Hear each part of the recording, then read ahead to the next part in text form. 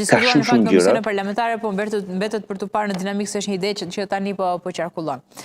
Burim, për të ezauruar edhe kohën sa e takon reagimi që vjen ditën e sotme nga kryeministri Rama në lidhje me protestën e ditës së djeshme.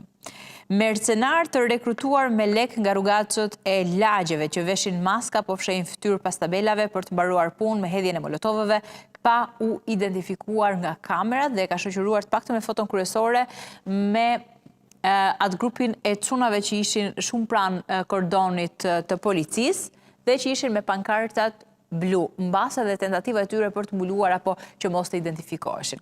Si është këtë reagim të kryeministrit?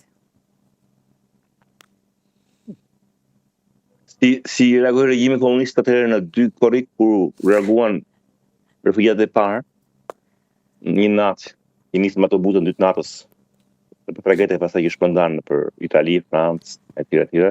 Regjimi i Ramit Alisit i trajtoi si jashtëqitje. Kështu pak a shumë, kështu e shohë këtë. Po do pendohet, sepse nuk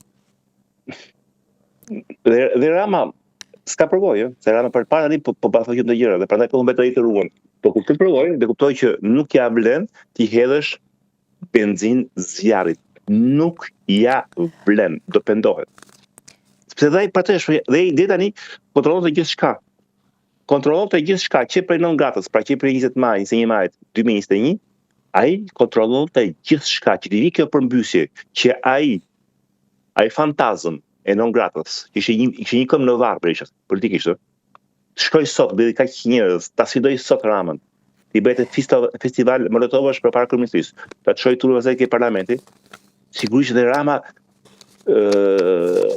Rama nuk ishte i përgatitur mëndërisht që i përgatitur nga ana teknike dhe thau ku të përgjigjen policët, por mëndërisht psikologjisht nuk është i realitur sepse edhe asnjë lider si punati që ka 10 vjet pushtet nuk e mendon se është aty sepse është i rrept, por mendon se është aty sepse populli e do. Pyet Putini, mendon se populli do. Pyet Trumpi, po mendon se populli do. Gjithë populli. Pyet Erdogan, mendon se populli do. Kështu dhe Rama. Edhe kur ballafaqohet me gjë, s'ka mundësi, nuk është ky populli. Populli më do mua. Këto që bëjnë të janë ca fundorina, ca rrugeçër. Dhe sa më të shumë dashje Rama me këtë lloj diskursi, aq më shumë do shkojë drejt një momenti të së vërtetës. Burim shkon në zgjedhje prapë. E qartë. Burim. Dhe aty pastaj brava fillon problemi politik i Shqipërisë, sepse nëse bëhen prapë zgjedhje, po zgjedhje me një vëzhgim ndërkombëtar të jashtëzakonshëm. Dhe nëse PS fton prapë ato zgjedhje, edhe çfarë zgjidhje ka?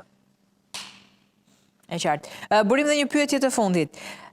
Sot nuk e di nëse do të kemi një reagim nga Partia Demokratike, ishte Gazbardhi që reagoi në lidhje me reagimin e Ramës, por do të kemi Berishën pak më vonë, më njoftojnë nga regjia që do të ketë konferencë për mediat. A mendon se tashmë do të ketë më shumë zemër dhe më shumë motiv kampi demokrat për të menduar dhe për të punuar për protestën tjetër kombëtare të radhës?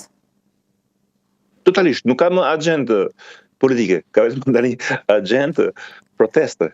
Totalisht, plus që dje që Saliani në protest, sigurisht, po që edhe deklarata shumë mbështetëse e Lapajt, apo jo? Që ai viles në Natinga do ta bëjnë 30 janar.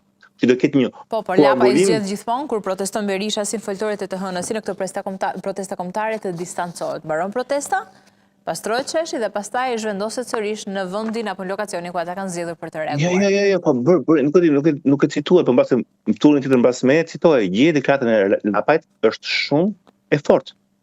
Përdor të njëjtin fjalor si Berisha. Ky narkoregjim duhet rrëzuar. Në 31 janar vazhdojmë prapë.